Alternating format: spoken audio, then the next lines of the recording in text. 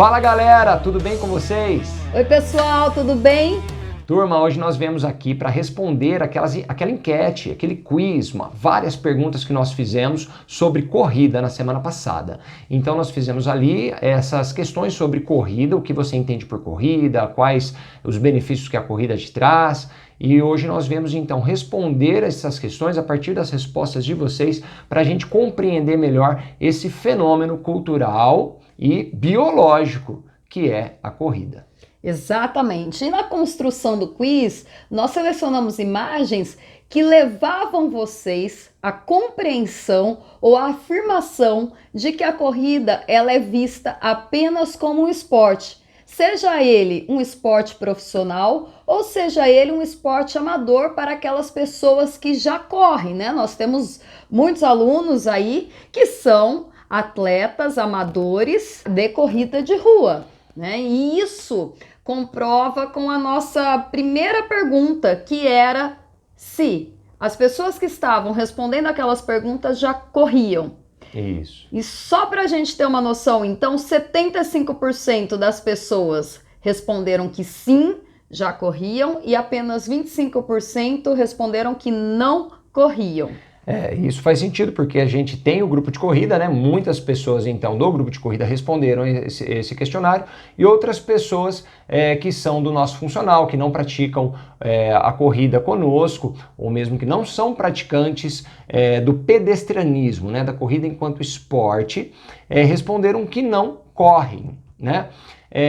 Mas essas pessoas que responderam, a imensa maioria delas não estão impedidas de correr, né? Elas podem correr e elas correm quando precisa, seja brincando, seja para chegar mais rápido em algum lugar, para pegar um ônibus que está saindo, para correr atrás de filho. Correndo atrás de filho. Então, quer dizer, tem essa habilidade, essa capacidade biológica inata, né? Que é desenvolvida ali na primeira infância dos seres humanos, que é a capacidade de correr. Então você corre, a ideia era essa. Claro que a gente induziu vocês a uma resposta equivocada, né? Equivocada ou melhor, incompleta, né?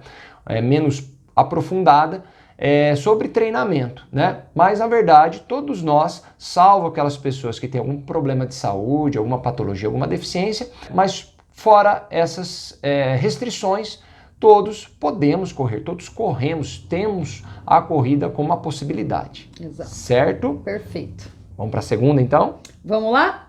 A segunda pergunta era: quando você começou a correr?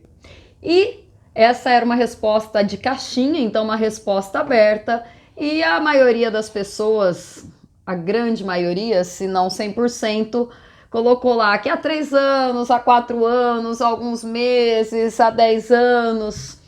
E nós temos, o Ricardo, né, mencionou sobre as pessoas que responderam nos stories, o nosso Instagram é um Instagram voltado ao exercício. Então, mesmo aquelas pessoas que não são nossos alunos, seguem a gente nas redes sociais pelo exercício. Algumas pessoas colocaram que pretendem começar a correr, né, ainda não correm. Então, novamente as respostas estavam baseadas no treinamento, há quanto tempo treina, ou se pretende começar a treinar, né? Isso. E a pergunta era quando você começou a correr. E a ideia então, e principalmente agora com esse vídeo mais explicativo, é tentar mostrar a corrida desvinculada apenas ao treinamento esportivo, tá?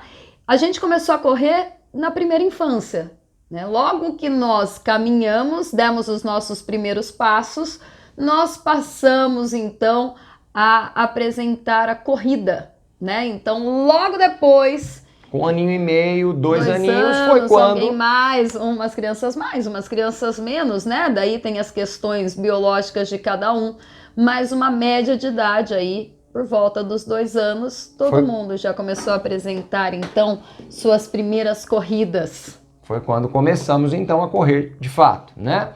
Lá na primeira infância.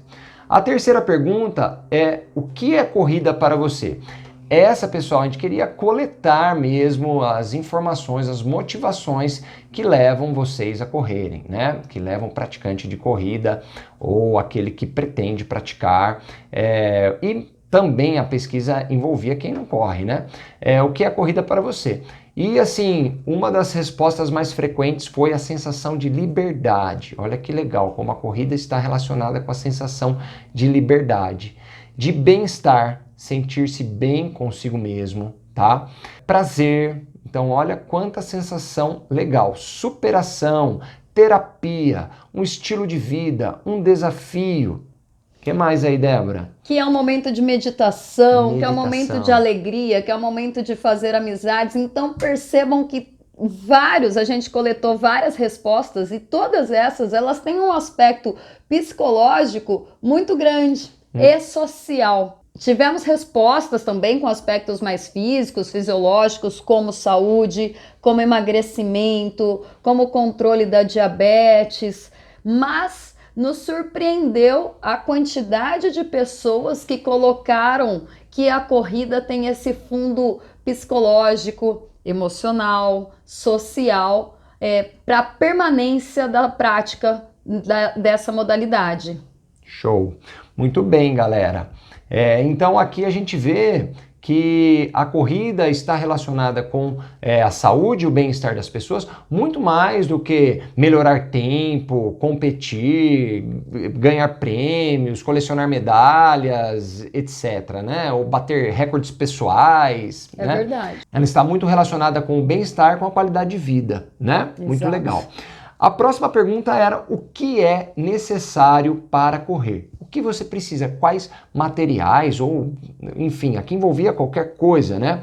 A resposta mais frequente foi vontade, força de vontade, ânimo, disposição. Isso foi aí 70% das respostas, então circularam sobre a ideia da motivação. Né? O que te motiva a correr, o que é necessário para correr, então seria esses aspectos motivacionais. Acho que vale a pena fazer uma colocação aqui, que muitas respostas foram dos nossos alunos e acho que cada grupo de corrida tem o seu perfil, a sua filosofia de trabalho.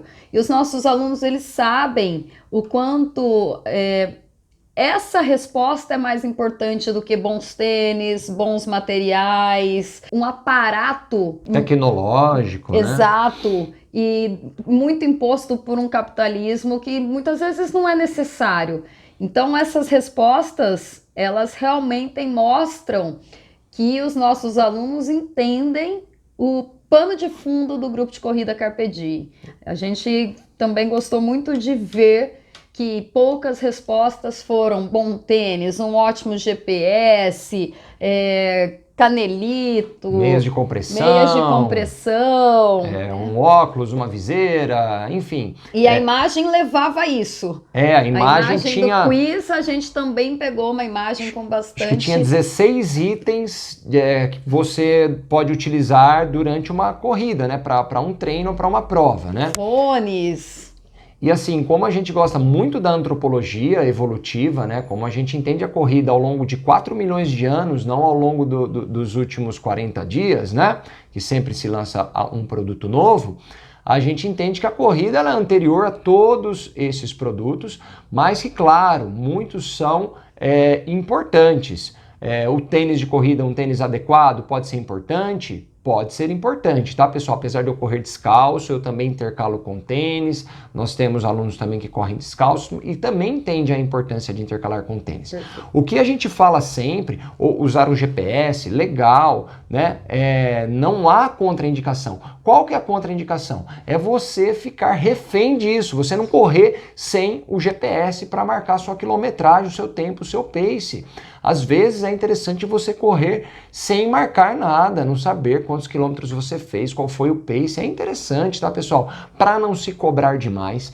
E é o que eu digo também com relação a toda a tecnologia, ela não pode castrar uma habilidade, uma competência biológica humana, né? Por exemplo, a pessoa que faz na calculadora todo tipo de conta. A pessoa trabalha no comércio e tem um produto que custa R$5, a pessoa dá 10, ela bate lá 10 menos 5 para saber que o troco é 5. É um hábito tão enraizado que a pessoa acaba usando a calculadora para tudo, né? Isso vai castrando a capacidade de nós realizarmos cálculos mentais.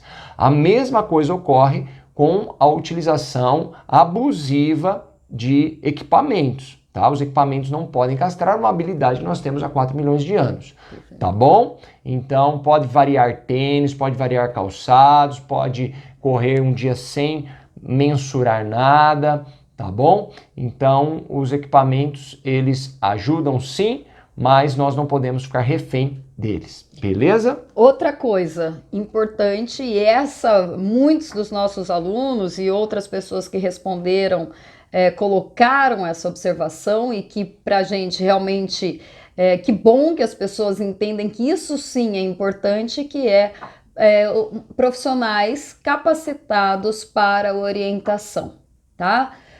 Vale lembrar que ex-atletas não necessariamente são as melhores pessoas para orientar treinos. Ex-atletas muitas vezes repetem aquilo que já foi aplicado com eles há anos atrás. A gente precisa embasar a nossa prática dentro da ciência, dentro da literatura. Isso. E pessoas que são formadas e que têm esse comprometimento ético com a profissão vão embasar suas práticas nesses modelos. Isso tudo vai fazer com que você tenha muito menos lesões, que você realmente tenha desse momento os benefícios para a sua saúde, Exatamente. Que você saiba periodizar seu treinamento e assim atingir os seus objetivos, seja ele para performance ou seja ele apenas para que evite qualquer tipo de lesão ou sobrecarga no seu sistema muscular ou no seu sistema articular. Então, Isso. São pontos importantes. Porque o treinamento não é receita de bolo, que deu certo para um lá, vai dar certo para você aqui também, né? Então, às vezes o ex-atleta ele tem um histórico e ele reproduz aquilo de forma totalmente irrefletida, sem conhecimento, sem então ter se estudado e aprofundado nas pesquisas científicas. A gente está sempre acompanhando as pesquisas, nos atualizando para a gente levar a vocês o melhor treinamento para a sua saúde, para a sua qualidade de vida, bem-estar, segurança e também performance, Perfeito. Tá bom? Então é muito importante a gente compreender os processos fisiológicos para nós então podermos elaborar o programa de treinamento respeitando o tempo de recuperação dos diversos tecidos e como trabalhar com diferentes tipos de treinamento para que você tenha então uma resposta gradativa de melhora do seu condicionamento físico, da sua saúde e também do seu rendimento esportivo, tá bom? Depois tinha uma pergunta: por que correr? E aí nós também tivemos muitas respostas com um fundo psicológico, psicossocial, como sentir-se vivo, ter saúde, longevidade, porque eu fico feliz, pelo prazer. Enfim, de novo, a essência do ser humano, e isso condiz diretamente com o que a gente começa falando lá no começo, que a corrida ela não pode ser vista apenas como um esporte, seja ele amador ou não, porque olha quantos benefícios esse ato gera, seja físico, seja psicológico, seja social. Então, realmente, a nossa espécie, o ser humano, ele é feito para se movimentar, ele é feito para se locomover, e a gente fica muito feliz, né? Não somos nós que estamos dizendo isso, a gente levantou esses dados aqui direto com vocês. Vocês colocam o quanto vocês ficam felizes, bem, se sentindo vivos quando vocês se locomovem. Então, seja uma corrida muito rápida, seja uma corrida muito lenta, o grande lance não é a corrida quanto esporte para vocês. O grande lance é a corrida enquanto uma fonte de prazer para a vida de vocês. É isso aí, falou tudo. E para fechar, a última pergunta era: por que não correr, né? Qual o impeditivo para uma pessoa começar a correr de forma sistematizada, para ter todos esses benefícios que a Débora acabou de citar, né? Fisiológicos, psicossociais, né? Então, a maioria das pessoas entenderam que o que pode limitar alguém a correr são problemas de saúde graves que realmente impeçam essa pessoa de correr. Muitas pessoas acreditam que não podem correr por ter alguma dor, por exemplo, dor no joelho. Eu tenho condromalácia patelar, não posso correr. Na verdade, essa pessoa pode, inclusive ela vai se beneficiar. Eu mesmo tenho hérnia de disco e já ouvi de alguns médicos dizendo, não, você não deve correr, isso vai acelerar o processo degenerativo. Mas existem várias pesquisas recentes que mostram que, salvo na parte, no período inflamatório, no período agudo do problema, após um processo anti-inflamatório, com fisioterapia, etc., restabelecido ali a funcionalidade do organismo, né? Seja no aspecto da coluna ou do joelho ou qualquer outra articulação, qualquer outra estrutura do sistema locomotor, a corrida, de forma bem orientada, e novamente, ela vai fortalecer essas estruturas. Então, os discos intervertebrais, eles vão ficar hipertrofiados, é o que dizem as pesquisas. Eles vão ficar mais robustos, bem como os tendões, os ligamentos e as próprias cartilagens do joelho. A gente chama isso na nossa área de princípio da antifragilidade. Nosso corpo ele não é frágil, não é como uma máquina. Se você usa, ela desgasta e você tem um problema na máquina, vai ter que substituir uma peça, etc. Nosso corpo não funciona dessa mesma maneira, porque ele é vivo, ele o tempo todo se renova, ele o tempo todo se regenera e se prepara para a atividade, para a demanda que você está colocando sobre o corpo, né? Esse princípio da antifragilidade tem uma frase bem interessante, que comparando a máquina com o corpo. Máquina, use-a e perca. E o corpo, use-o ou perca-o, né? Uma única palavrinha, você muda toda a ideia. Use ou perca-o. Então a gente tem que usar justamente para fortalecer essas estruturas, tá bom? Agora sim, para quem tem uma artrose severa, para quem tem algum impedimento físico, alguma deficiência que realmente limite, aí sim é uma justificativa do impedimento mesmo. Isso. É isso, pessoal. Obrigada pela participação. Foi muito bacana escutar e ler as respostas de vocês. E fiquem ligados sempre no nosso Instagram, que sempre vai ter um conteúdo bacana aí para vocês sobre corrida, sobre esporte e sobre a vida, que está totalmente relacionado ao movimentar. É isso aí, galera. Espero que vocês tenham gostado desse aprofundamento que a gente fez com relação a esse tema a partir das respostas de vocês. Valeu, até a próxima. Tchau.